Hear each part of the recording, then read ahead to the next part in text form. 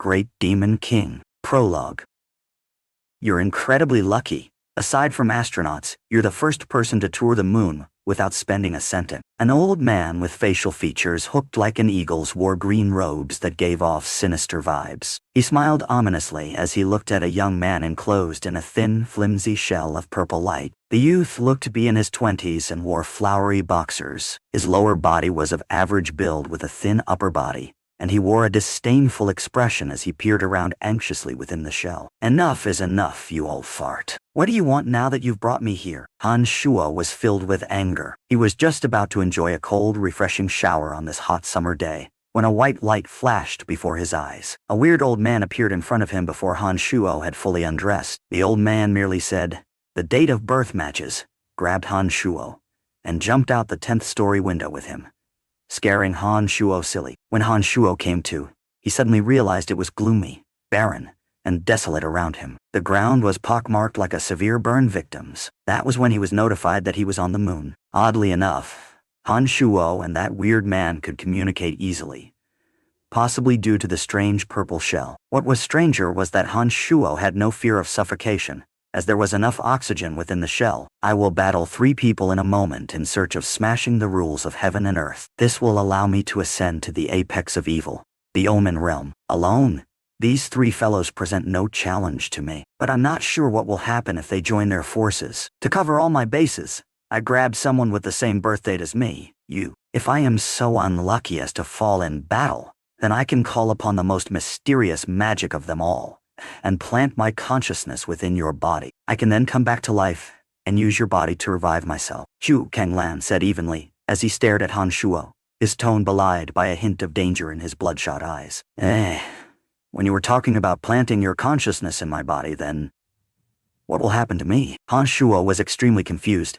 and hadn't caught most of what Chu Cang Lan said, but he still instinctively seized the critical fact and asked the important question. Chu Cang Lan paused and cackled matter-of-factly. "Your body will be mine, and you will be dead, of course." Shuo was incredibly pissed off and started cussing vigorously, despite the fact that he was at the mercy of someone else. His string of curse words touched upon 18 generations of Chu Cang Lan's ancestors and greeted his family in different ways. "Use this last opportunity and get it out of your system, Brada. I would have spared your life had I won, but now I've decided that even if I win, I'm still going to send you down to hell." Chu Cang Lan had originally kept his composure in the face of Shuo's non-stop cussing, but his face darkened upon seeing that Shuo hadn't let up after half an hour and was, in fact, becoming even nastier. This abruptly stopped Shuo in his tracks. He started banging against the side of the thin purple shell with both fists and began wailing, "Hero!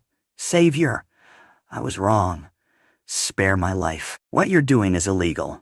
The authorities will come after you. Technology is quite advanced now, and even escaping to the moon won't do you any good. Demon practitioners are straightforward and are never concerned with the law. I, Chu Cang Lan, have roamed the earth for many years and have killed more people than you have ever met. I am still standing here, perfectly fine." Chu Cang Lan spoke lowly. Something in his face suddenly changed as he looked ahead of him to the left, and he murmured, "Finally." Shuo and his purple shell rose up and flew far away when Chu Cang Lan pointed his right finger. After bouncing a few times, he finally came to a stop in a shallow depression, upon which Shuo realized he could no longer move, and his lips made no noise. Apart from being able to hear, blink, and think, he could do nothing else within the confines of the purple shell. "The 3 of you are late. I hope everyone can bring their best game to our battle today and will not hate me if you die. Praise Buddha, Almighty Heavenly One." Although Shuo could not move, he could still hear a few words from his position. However,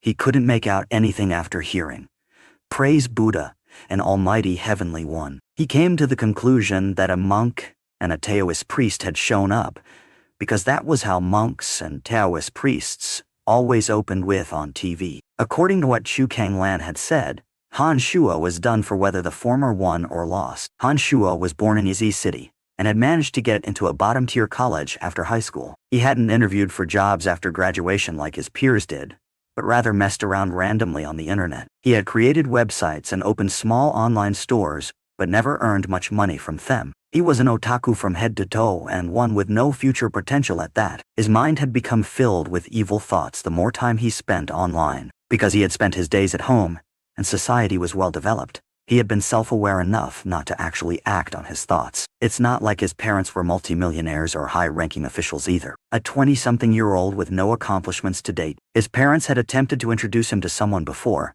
but the other person had looked down on Shuo for being undependable because he didn't have a real job. Needless to say, it hadn't worked out. He'd succumbed to parental pressure lately, and had been preparing to submit resumes and find a real job. But who knew this would happen before he had a chance to turn his life around? Shuo's brain moved sluggishly as he thought that he was about to die. For the first time in his life, he felt that his life had been a waste. Not only was his career non-existent, he had never done anything notable, and hell, he was still a virgin. Sigh, I'm so damned unlucky. Just when I was about to start over again, why do I not get a chance? If I don't die this time, I swear I will act on all my evil thoughts. I will not be looked down upon and will never be too afraid to act. Never, ever. The only thing that he could move now was his thoughts. So Shuo could do nothing but think wildly. The more he reflected, the more he regretted and despaired. An earth-shattering explosion suddenly sounded, accompanied by Chu Cang Lan's egoistical laugh. But after a while, he suddenly yelled, "Treacherous!" and was engulfed in another series of explosions that rocked the heavens. The large tremors shook even Shuo's position. It was as if the earth was collapsing. The disturbances were accompanied by a loud yell. "Chu Cang Lan, you are dead this time." Anu, Wandan Q. Pow. This is the demonic technique of body stealing. He's attempting to use a demonic technique. There must be a demon seed nearby. Praise Buddha. For the good of all those beneath heaven, I will not let him succeed even if I die. Praise Buddha. Chant of desolate destruction. Monk. No. Another series of violent detonations ensued, and then a black ray swiftly shot toward Shuo. It was as fast as a shooting star, and contained something vague that was writhing inside, like an unholy liquid. In praise. Master Yuan Kong sacrificed himself to terminate the demonic technique. We can rest easy. Chu Cang Lan will never again be able to threaten the world of justice. The black light surged into the purple shell after Shuo heard the last sentence, and something foreign seemed to invade his brain. A loud blast caused extreme pain as it felt like all his organs had simultaneously exploded, and then he knew no more.